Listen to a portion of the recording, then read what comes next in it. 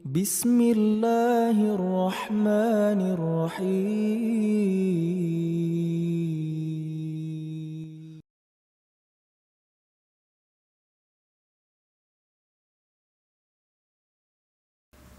Membaca surat Al-Kahfi dari Jumat.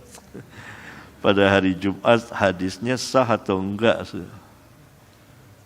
Lainnya. Perlu dijawab?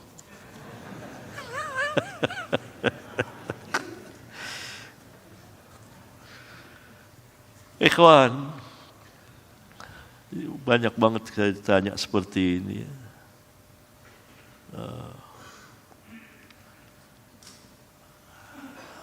Hadis membaca surat Al-Kahfi pada malam dan pada hari Jumat,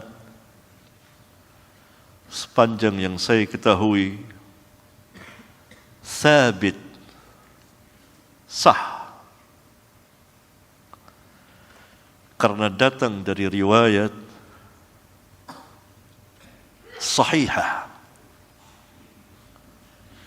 walaupun tidak disebut pada sebagian riwayat. Tidak mengapa, karena selama yang meriwayatkannya itu Al-Hafidh Al-Mutqin, maka selamanya riwayatnya diterima, karena ia merupakan tambahan lafaz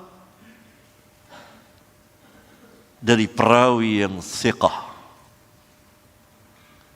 yang tidak diriwayatkan oleh kawan-kawannya sesama perawi thiqah. Ini madhab jumhur al-fuqaha wal muhaddithin.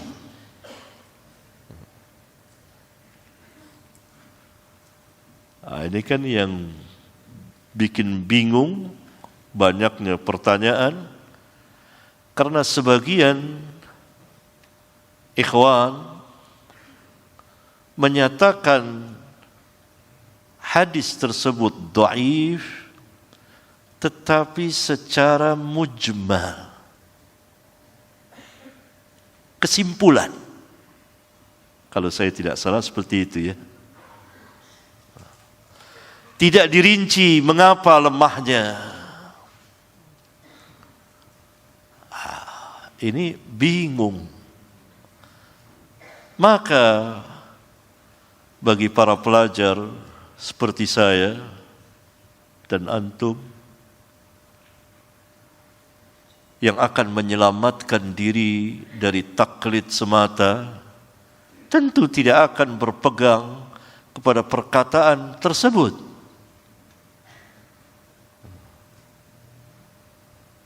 Karena setiap celaan harus dijelaskan kenapa.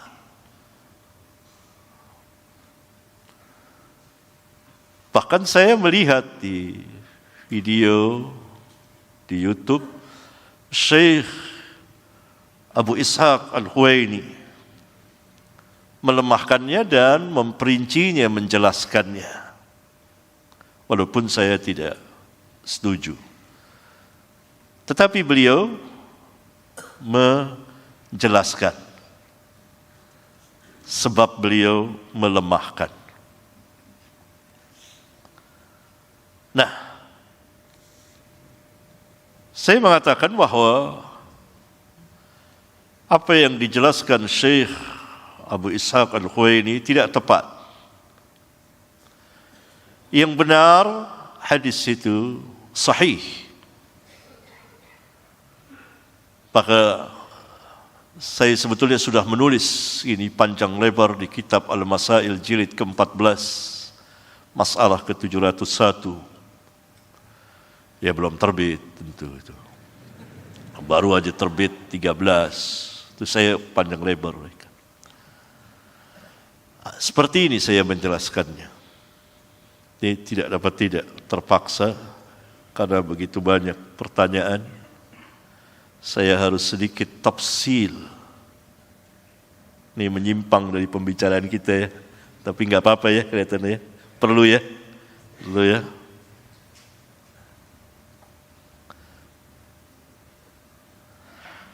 hadis tentang membaca surat Al-Kahfi pada hari Jumat, sanad itu beredar dari jalan Abu Hashim Ar-Rummani. Abu Hashim Ar-Rummani menerima hadis ini dari Abu Mijlaz. Abu Mijlaz, mim, jim, lam, zay, Mijlaz, menerima hadis ini dari Qais bin Ubad. Qais bin Ubad menerima hadis ini dari Abu Sa'id Al-Khudri radhiyallahu taala anhu.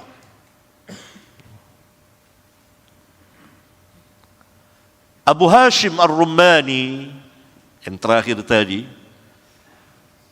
sampai kepada Qais bin Ubad, itu para perawi thiqat dari perawi Bukhari dan Muslim. Yang meriwayatkan dari Abu Hashim Ar-Rummani ada 3 orang. Yang pertama Hushaim bin Bashir, yang kedua Syu'bah bin Hajjaj, yang ketiga Sufyan bin Sa'id bin Masruq Al-Thawri, atau terkenal dengan nama Sufyan Al-Thawri. 3 orang. Yang meriwayatkan dari Abu Hashim, yang meriwayatkan dari Hushaim bin Bashir, ada beberapa orang.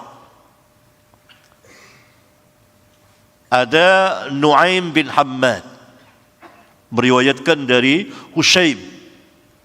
Al-lafaznya marfu' sampai kepada Nabi SAW, dan lafaznya sampai kepada Nabi SAW, dan marfu' sampai kepada Nabi SAW, dan lafaznya yang sangat terkenal. Man qara'a surat al-kahfi fi yaumil jumu'ati adha'a lahum minan nur bainal jumu'atain. Barang siapa yang membaca surah Al-Kahfi pada hari Jumat, maka meneranginya, cahaya meneranginya di antara 2 Jumat. Tetapi Nu'aim bin Hammad dhaif, dilemahkan oleh para ulama. Dan lafaz bainal jumu'atain tidak tepat, keliru dia. Oleh karena itu yang mengiringi, yang mengikuti Nu'aim adalah Yazid bin Makhlad bin Yazid. Diriwayatkan secara mu'allaq oleh Al-Imam Al-Baihaqi. Lafaznya sama, marfu', lafaznya sama, tapi bagian akhirnya fima bainahu wa bainal baitil atiq, akan meneranginya jaraknya antara dia dengan Ka'bah, Baitul Atiq. Ini lafaznya benar, tetapi hadisnya mu'allaq. Kemudian yang meriwayatkan dari Hushaim lagi, selain Nu'aim bin Hammad dan Yazid bin Makhlad bin Yazid, ada Abu Nu'man. Abu Nu'man namanya Muhammad bin Fadl As-Sadusi. Dia meriwayatkan dari Hushaim bin Bashir, dan terus ke atas seperti yang saya sebutkan, tetapi mauquf, hanya perkataan Abu Sa'id Al-Khudri, tetapi dihukumi marfu' karena berbicara tentang perkara yang gaib. Al-lafaznya seperti ini: Man qara'a surat al-kahfi lailatal jumu'ati adha'a lahu minan nur fima bainahu wa bainal baitil atiq. Barang siapa yang membaca surah Al-Kahfi pada malam Jumat, maka nur cahaya akan meneranginya antara dia dengan Ka'bah, jaraknya. Ini hadis sahih, mauquf, perkataan sahabat yang dihukumi marfu, yakni bersandar kepada Nabi sallallahu alaihi wasallam. Mengapa? Karena yang dibicarakan adalah perkara yang gaib, yang tidak mungkin Abu Sa'id Al-Khudri akan mengetahui bahwa membaca surat itu pada malam Jumat akan diterangi oleh cahaya antara dia dengan Mekah, dengan Ka'bah. Kalau bukan dapat keterangan dari Nabi yang mulia alaihi salatu wassalam. Ini sahih hadisnya. Karena rawi-rawinya thiqat. Abu Nu'man, rawi dari Bukhari dan Muslim, thiqah. Hushaim bin Bashir, sudah saya jelaskan, thiqah. Abu Hashim Ar-Rumani, dan terus ke atas tadi saya jelaskan. Ini rawi sahih ala syaratil Bukhari wa Muslim, atas syarat Bukhari dan Muslim. Di sini disebut malam Jumat. Dan Abu Nu'man tidak sendirian dalam meriwayatkan hadis itu. Ada yang membantunya, yaitu Al-Imam Sa'id bin Mansur, meriwayatkan di kitab sunannya dari Hushaim bin Bashir dan terus ke atas. Mauquf sama. Lafaznya, man qara'a surat al-kahfi fi yaumil jumu'ati adha'a lahu minan nur fima bainahu wa bainal baitil atiq. Barang siapa yang membaca surah Al-Kahfi pada hari Jumat, maka cahaya akan meneranginya antara dia dengan Ka'bah. Sa'id bin Mansur seorang imam dari rawi Bukhari dan Muslim, thiqah, dan penulis karya-karya ilmiah. Ia meriwayatkan hadis ini di kitab sunannya. Ini sahih. Disebut hari Jumat. Tidak bisa hadis ini ditolak. Hanya karena yang lain tidak meriwayatkan lafaz Jumat. Lafaz hari Jumat. Tidak bisa. Karena masing-masing rawi thiqah meriwayatkan apa yang ia terima dari syekhnya. Ini riwayat Hushaim bin Bashir. Sekarang kita lihat riwayat Syu'bah bin Hajjaj yang meriwayatkan dari dia Muhammad bin Ja'far Gundar. Lafaznya seperti ini. Man qara'a surat al-kahfi kama unzilat kanat lahu nuran yawmal qiyamati min maqamihi ila Makkah. Barang siapa yang membaca surat Al-Kahfi, tidak disebut malam dan hari Jumat, sebagaimana diturunkan, cahaya akan meneranginya nanti pada hari kiamat antara dia dengan Mekah. Sama dengan hadis yang sebelumnya, hanya di sini tidak disebut hari Jumat, menunjukkan bahwa cahaya yang akan menerangi nanti pada hari kiamat, bukan sekarang. Kan? Man qara'a surat al-kahfi kama unzilat kanat lahu nuran yawmal qiyamah min maqamihi ila Makkah. Barang siapa yang membaca surat Al-Kahfi sebagaimana Allah turunkan, maka cahaya akan meneranginya pada hari kiamat. Kalimat yaumul qiyamah ini berfaedah sekali. Ini hadisnya pun sahih. Sebagian meriwayatkan marfu kepada Nabi sallallahu alaihi wasallam, yang meriwayatkan dari Syu'bah, yaitu Yahya bin Katsir Abu Ghassan, marfu kepada Nabi sallallahu alaihi wasallam.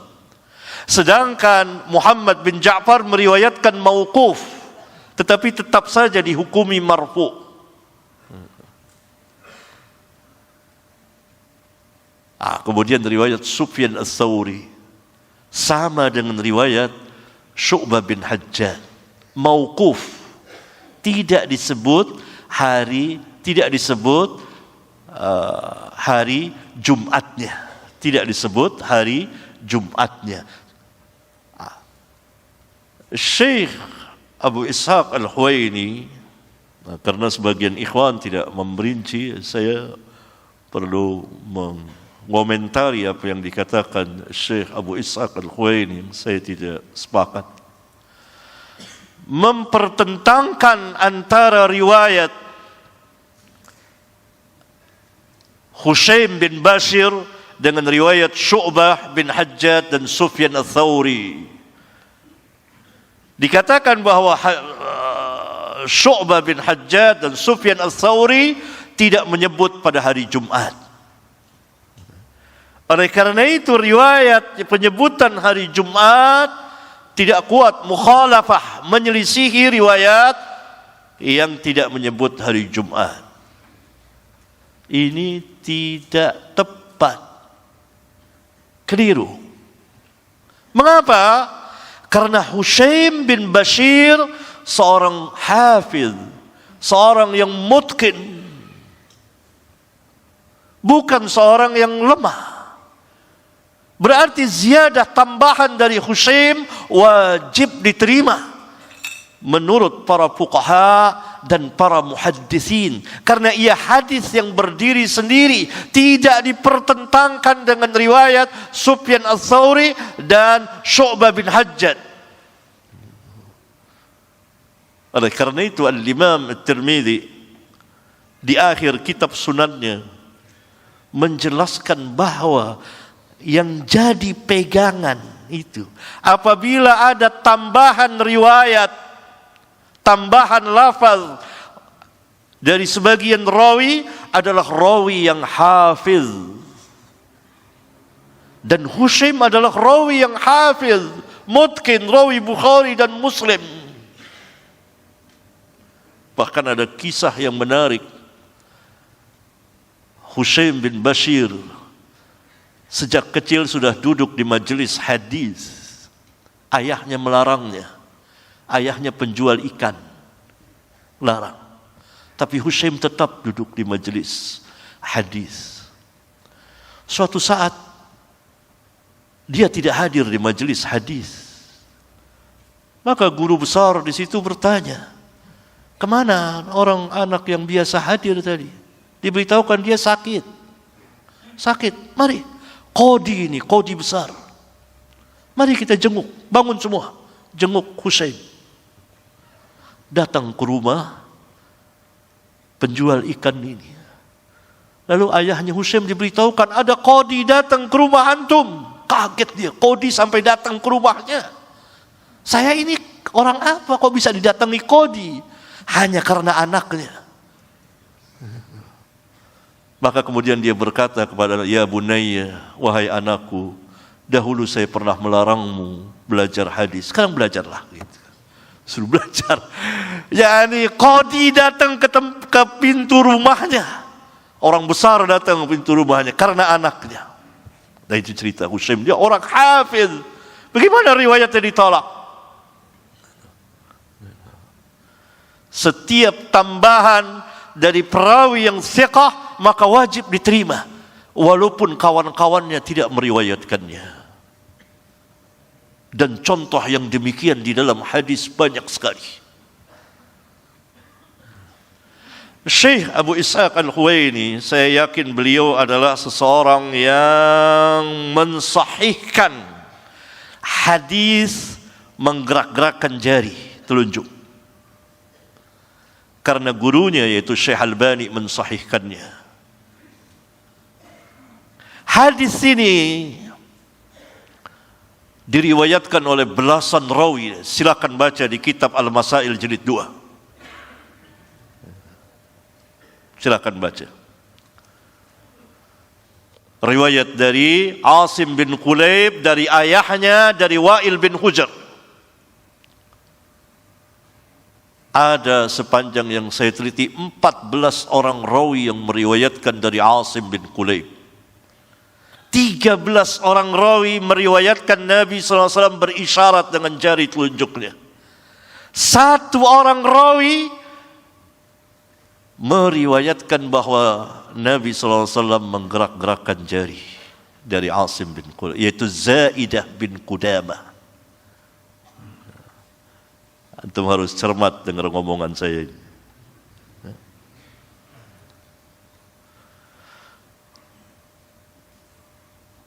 13 orang rawi tidak memberikan ziyadah. Tidak Tidak ada ulama yang mengatakan bahwa 13 orang rawi ini menyalahi satu orang rawi sehingga riwayatnya dhaif. Enggak ada. Dari An-Nawawi sampai Albani rahimahumullahu ta'ala tidak ada yang melemahkan hadis ini, termasuk Syekh Abu Ishaq sendiri.